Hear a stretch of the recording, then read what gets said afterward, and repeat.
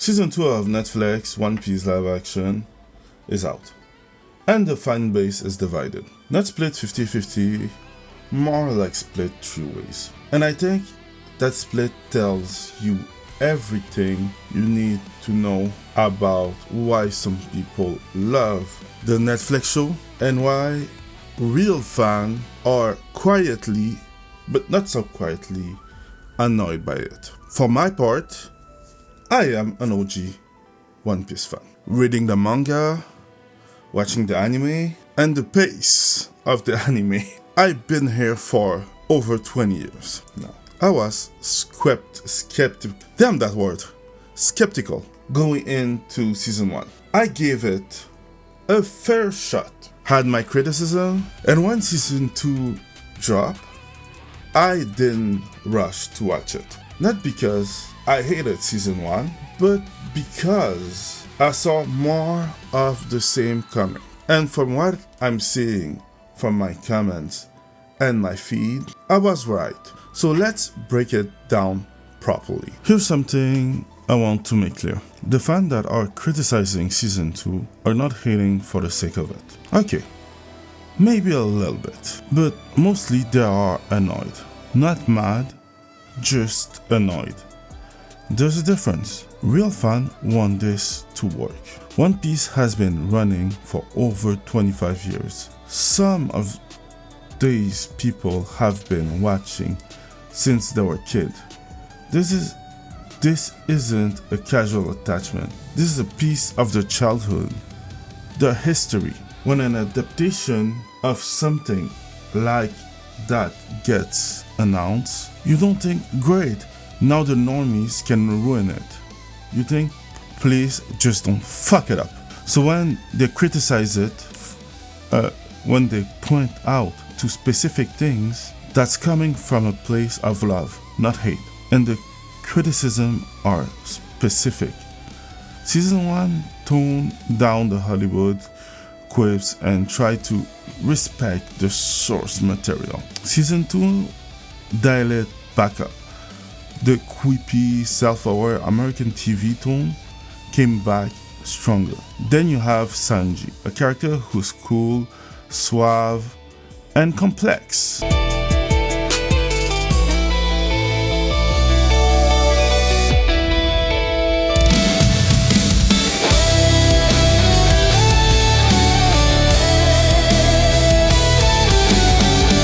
Not just a joke.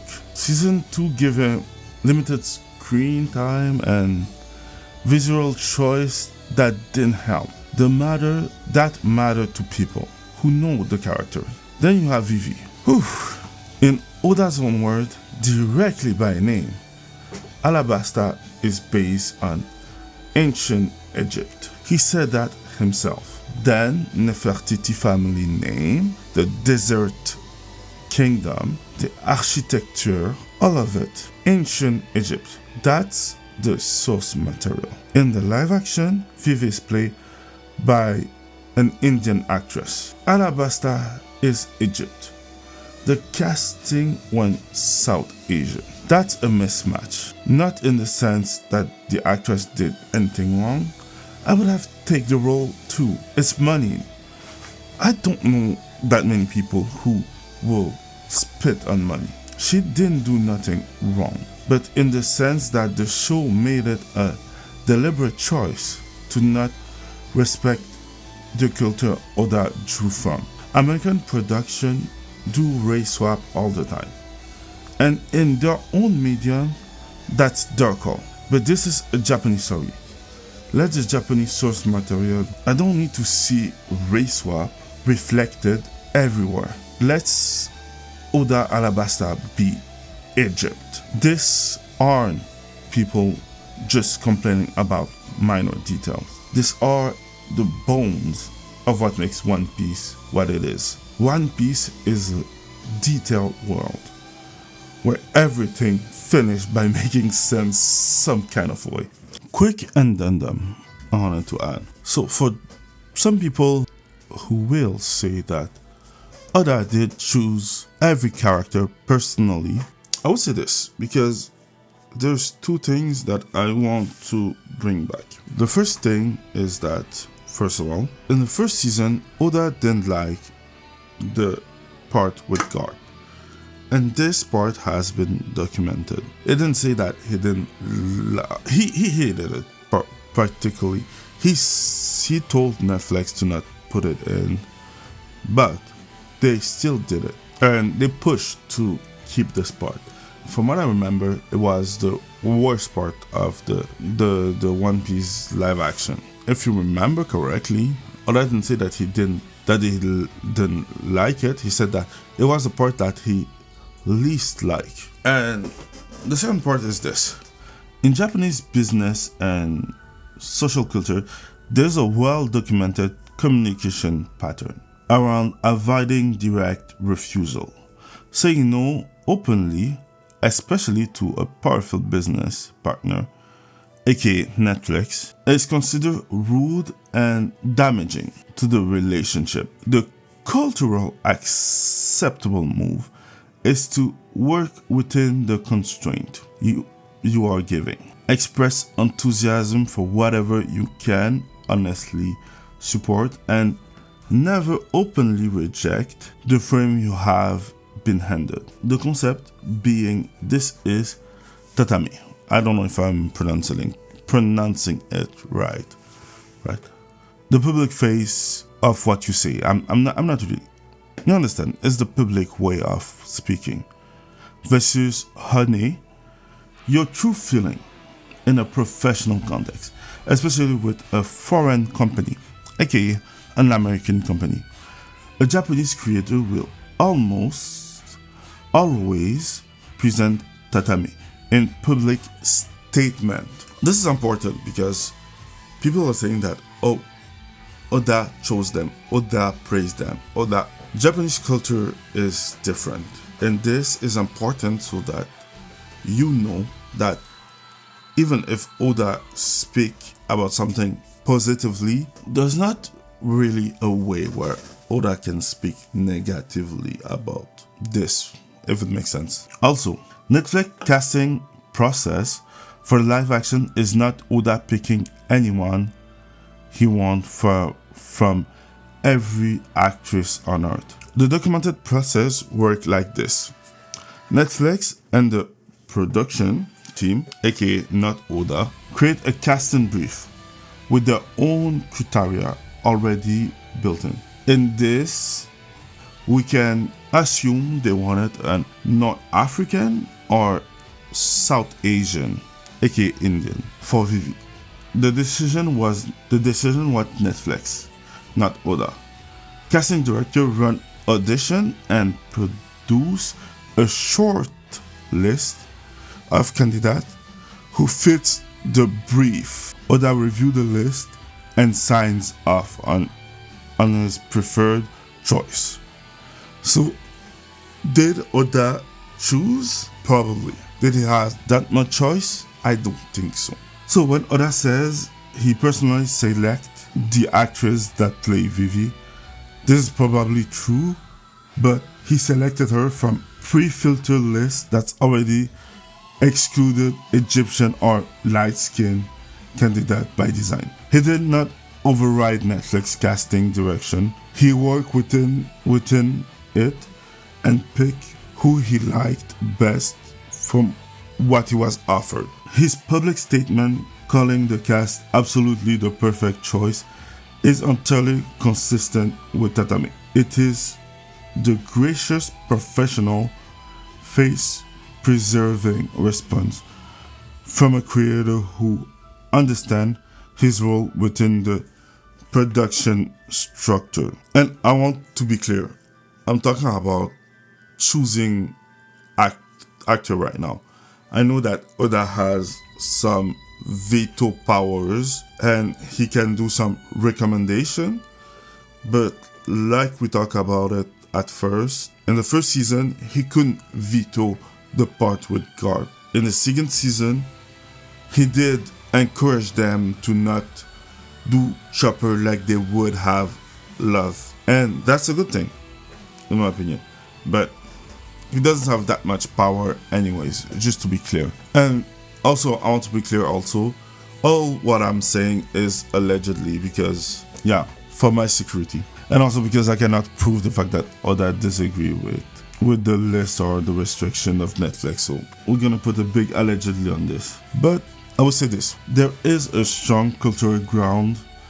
My take has a strong cultural ground, and everyone who's fan of Japanese culture know this. And from there, my assumption has ground to be. That's what I'm trying to say. The NetPiece normie love it.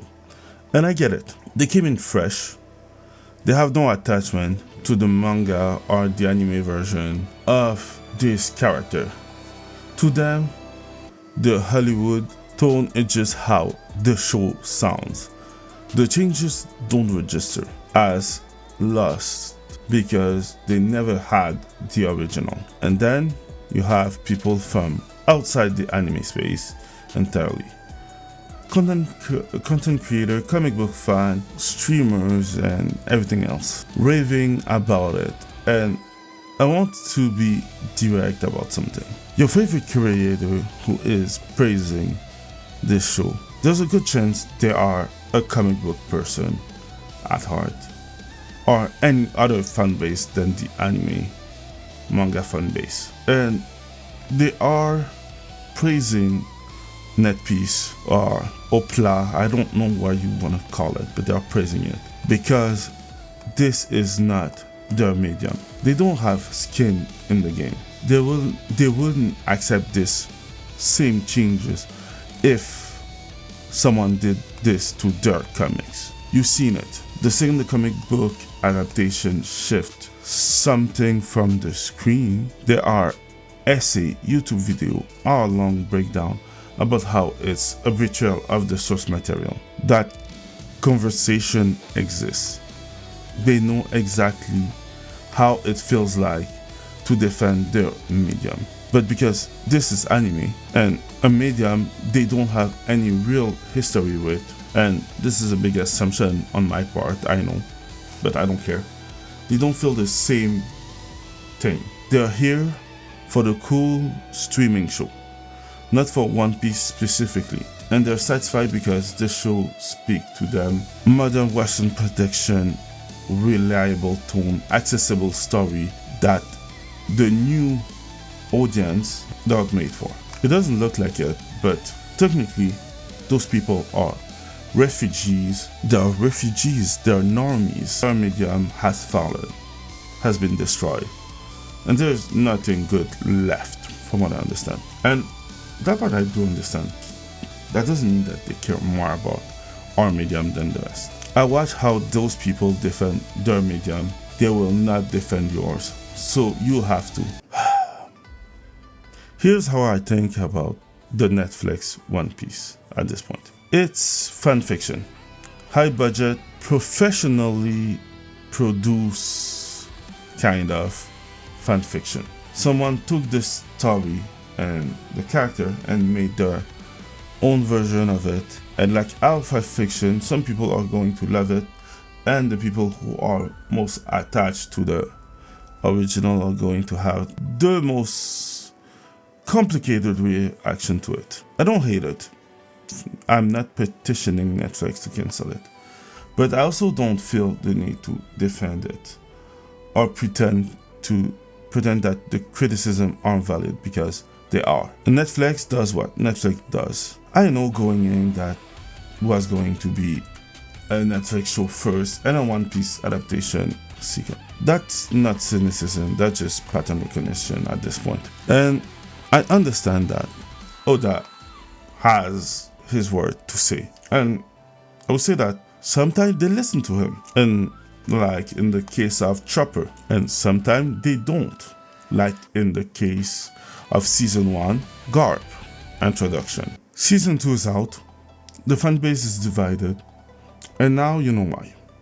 3 groups, 2 different relationships to the source material, 3 different shows. They think they're watching, they know they're watching 3 different shows.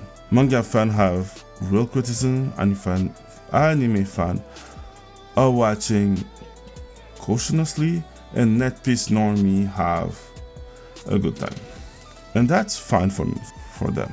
But it doesn't cancel out the valid frustration from people who have been with this story for 2 decades. I say over 2 decades. Criticism isn't hate. Wanting something better isn't being negative. When a 25-year-long legacy get adapted, the people who care the most are going to be the hardest to please. That's not a bug, that's what passion looks like. And there's nothing bad in it. On that note, I'm the broken dream. Be righteous and stay passionate. And subscribe.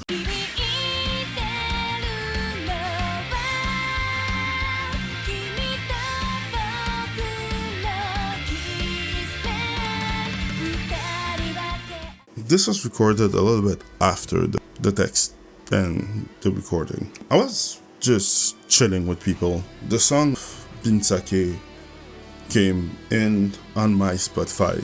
Yes, I do have a Spotify. I don't know if you did hear Bin Sake, but it's kind of a happy song. But during that moment, I was kind of sad hearing it.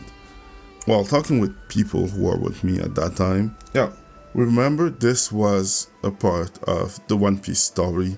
And if you're not there yet, I don't want to spoil it. For those who know, you know when it was. Let's just say is the saddest Bin Sake song ever. And it includes Brook. If you don't know, you know. And